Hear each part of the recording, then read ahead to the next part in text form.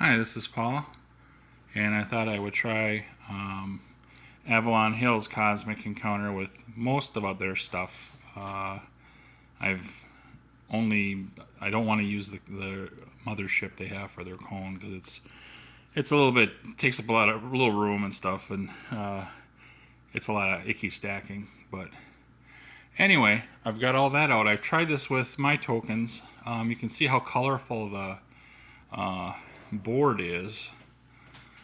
And I tried my translucence tokens, and I tried doing it at night, and all of a sudden my yellow tokens were just absorbing some of the colors and stuff from the planets they were on, so that wasn't going to work. So I'm retrying this way. And if you decide to buy, like, say, Fantasy Flight's Cosmic Encounter, or even the Avalon Hills from 2000, it's still around. You can find it. Some of the terminology that they changed to make it a little more, I don't know, acceptable to modern stuff, modern space stuff, maybe. I can kind of show you a little bit here. That was going to be the cone. That's where the these tokens that look like jacks, they would fit. The middle part would fit the main player, the offensive player's tokens, and then the two auxiliary, the left and right sides, would fit the allies for the main player, and then that would get set up and get pointed at a planet. And for defense, these are the little defensive ships that would come in and help the defense out, but for that defensive allies. But since I'm not doing allies, I wouldn't do those anyway. So that's the only thing I'm not really including. So, and I got my dice for me. It's got a destiny pile, which is nice. It's got a little different backing for the cards, but the cards are the same on the other side. They're just like the basic game. The only difference with this one is it doesn't have the void, but it includes 6 other powers from the expansion sets. So that's nice, but it would have been nice if they would have did the void. And then they came with this is the one's the front side and back side of these little two helpers. Like this one, it just tells you steps in an encounter. So instead of a challenge, you're calling it an encounter now, which is good. I like some of the terminology. It's just trying to get used to it. Regain one lost ship from warp. Okay, ships are tokens. Receive orders. That's the destiny pile of your orders. Okay. Gather ships and move them to mothership. That was that big thing there for the offense. Point mothership at planet. Offense, defense, invite allies. Blah, blah, blah, blah. Play encounter cards, not challenge cards. They're encounter cards now since it's an encounter. Reveal challenge cards. And then determine the outcome, which they have on the back of that same card. And it says if an offensive wins, and they have the compromise cards are now called negotiate cards, which is okay. Consolation they changed is to compensation, which is okay too. It's just it's a change, but I don't need a lot of this stuff out here. I'm gonna pause it so I make some room. Okay, you can kind of see the warp looks a little different. They have color planets, and they got designs. I've got the designs covered up there, but you can kind of see through some of them. They got and they have a color star disk already on the planets, so I don't have anything out for that. I put some weight over here on the warp, or on the actual hex, the fake. Excuse me, I gotta sneeze. That would have blew your eardrums out if you'd heard that one. No, I put some cards and some powers on the fake hexes here just to hold things down because it was a little warped. Inside joke, whatever. Ha ha ha. The powers I'm using are a couple are from the basic set, and one is from the basic set, and the other ones are from expansion set. I think one even goes to 7, maybe expansion set 7. But anyway, we're doing Filch, who can take the opponent's used card. So it's like the opposite of the clone, where after a play is over with, instead of just defense, or the main player discard, and when he discards, he can pick it up and put it in his hand. Philanthropist gives away cards. When he is, I gotta look it up on there if he's I think when he's supposed to be a main player or ally, so he can basically give the other main player a card and they put it in their hand, and they either can play it. This is before they play cards, or they just keep it in their hand, so you can get rid of his junk. Pacifist wins with negotiate. That's a compromise, but we'll call it negotiate now. If he plays a negotiate and the other player plays an attack, Pacifist wins. It's just the opposite of the attack versus compromise. And we have, if I can find him, there he is, Sorcerer. And Sorcerer can switch played cards, so before cards are revealed, after they're played, he can call out switch, and then his opponent's card becomes his card in a challenge or encounter, if you want to say it here. And just one thing, the artwork looks real futuristic, but I don't know. Can you tell that's a sorcerer? Can you tell that's a pacifist? Can you tell that's a filch? Can you tell that's a philanthropist? Yeah. Okay. The hands that came out. Get a little reflection there. We've got a couple attacks, negotiate, an emotion control edict, or artifact now instead of an edict. It's called an artifact for the Filch. And Philanthropist has some nice cards there. I'm getting glare because of the cards. If they were the other color, it'd be better. Pacifist has a bunch of artifacts. He's got the two Mobius tubes and the stellar gas. And Sorcerer has a cosmic zap and has some attacks and a negotiate. Okay, I guess I'm ready to start. Let's see what's going on here. We've got Filch, who has he takes his opponent's used card. There's nothing there.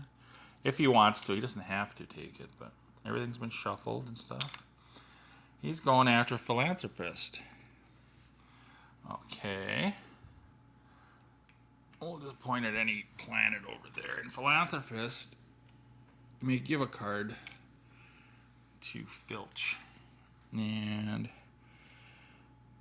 since Pacifist in the game, it's nice to have negotiate cards, because if you play an attack and he's got negotiate cards, then you could be in trouble. So let's look and see if Philanthropist wants to give that 8 away, maybe not the negotiate, but yeah, he'll give the 8 to Filch. Filch might be having a big hand here if people start giving him cards and he starts taking cards. All right, so we'll go. He's got a 12, but then he's got an emotion control too, so he's kind of safe in that department. Okay, so he's going to play his 12. And Philanthropist over there is going to play his 20. That's the last. There's no reinforcements or war cards or anything here, so it's just the basic game. So whatever's played here basically is what you get. And normally this would be a win for Philanthropist, but he is going to change the attack cards into negotiate cards. So, and the old rules that I've been playing with is just that's a nothing. So we got a nothing, and maybe I'll move this. Maybe I'll keep this. I don't know. I might have to move that stack if he gets a lot of cards. So, okay, that was the first one. Let's see what the second one is. There's nobody in the warp. Blue again. Okay. Philanthropist is not going to give any cards away. He wants to keep the negotiates. Otherwise, he might give what negotiates away if Pacifist wasn't in the game, like I said before. And it's Filch. Wait, we didn't do the Filch power. Filch lost to a 20. Filch is going to take that 20. So there, we got that down. Because that was his opponent's card. That was a 20. Keep me honest now. He's not giving anything away, so I'm just going to leave that out there. Philanthropist knows he has a 20, that he took a 20, and Philanthropist has a 20. So that's safe for him.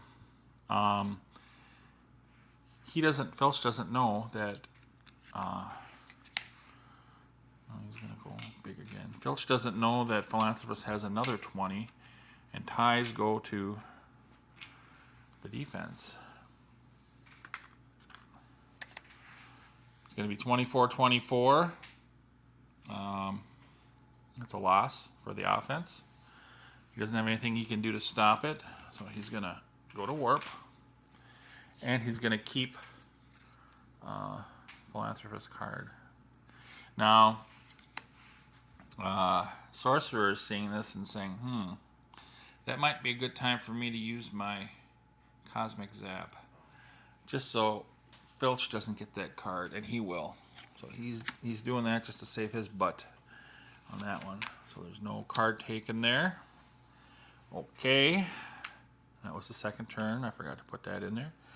Now it is the first turn for... Oops. Me knocking stuff down. The first turn for Philanthropist. He does have cards. There's nothing in the warp. He's going against yellow. That's the whole game so far. So Philanthropist sees he didn't take the 20 that he had, so that was nice. So Sorcerer's kind of working in cahoots with him. It's nice that all these powers are as a main player, because it's easier for me to keep track. So it's going to be pretty much 4.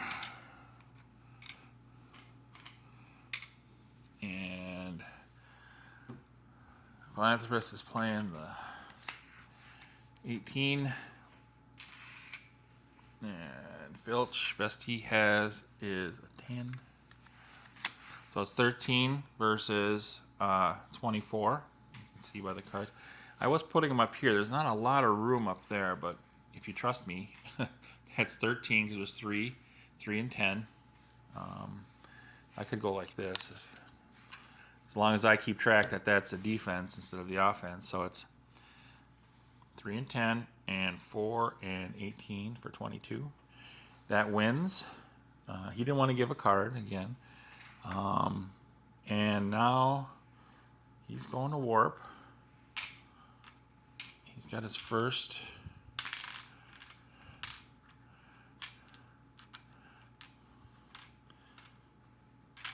base, and he is going to use his power to keep the 18 because his opponent played the 18. It wasn't him because he lost. It was the 10 versus the 18. 18 comes there, goes back in the hand. You can see 10 goes here. It is blue's turn for 2. Nothing in the warp. Yellow's the one that's losing.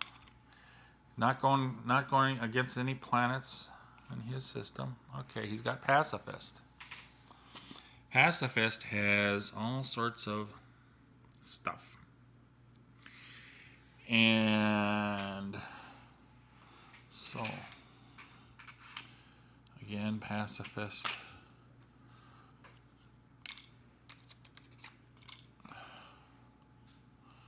Wins with a negotiate. He may just play negotiate. He does have the Mobius tubes. He's not coming to play, but stellar gas could if there's consolation. But let's see. Blue is like, well, maybe I can get cards if not a base. And he's definitely going to play his negotiate. And Pacifist definitely going to play his negotiate to try to win. Nothing happens. Boom. And he doesn't want to give a card to... Doesn't want to give a card over there. And there is no this power here involved. So, boom. Everybody goes back. He can go back to any bases he wants. Maybe we'll leave that one like that so it's closer. Okay. Boom. There's no tokens in the warp for Pacifist. And he can not use his Mobius tubes. And we got green, the Sorcerer, who can switch cards. Okay. This could be interesting. So, Pacifist is going to go heavy.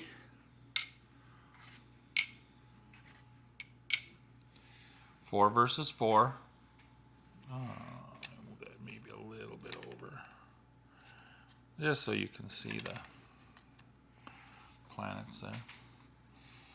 So 4 versus 4. Now Pacifist has to say, okay, if he switches cards with me, hopefully he plays negotiate.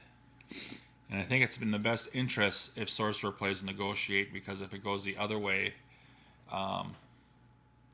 he's going to lose either way with Pacifist. If Pacifist plays a negotiate and he swaps, he's going to lose if he plays an attack card. If he plays a negotiate card, it would be just a push.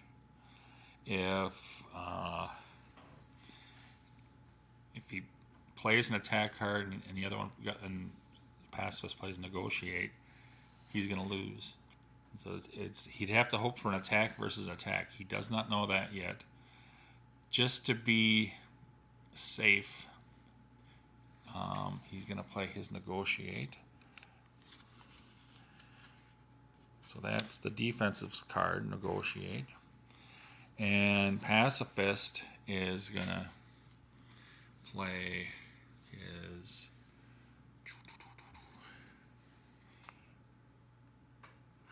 $14, just in case he plays an attack card and swap. Well, so if he swaps,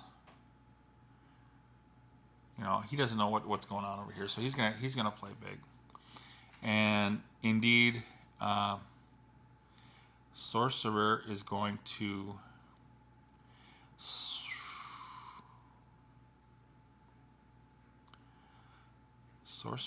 swap. Because if Sorcerer plays an attack card,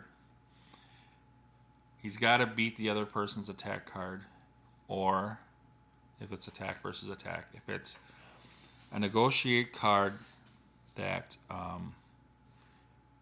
Pacifist plays, if he doesn't swap, he loses. If he does swap, he loses. So,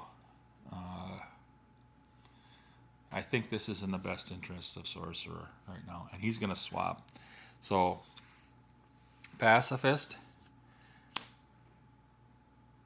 is playing negotiate. He was hoping Pacifist would play his negotiate, but it's a 14 no. So, Sorcerer loses, because it's a negotiate versus an attack. And let's see. I just want to check something for a second. Okay, I'm back. So, Pacifist wins. Sorcerer goes to the warp. So they both use their powers. I didn't put their things out, but that's okay. Try to remember next time. Alright. The second challenge. Going against yellow. He doesn't have a whole lot. So he's going to go, he's going to try to go against the dead planet here, the planet with no tokens, and he's going to go...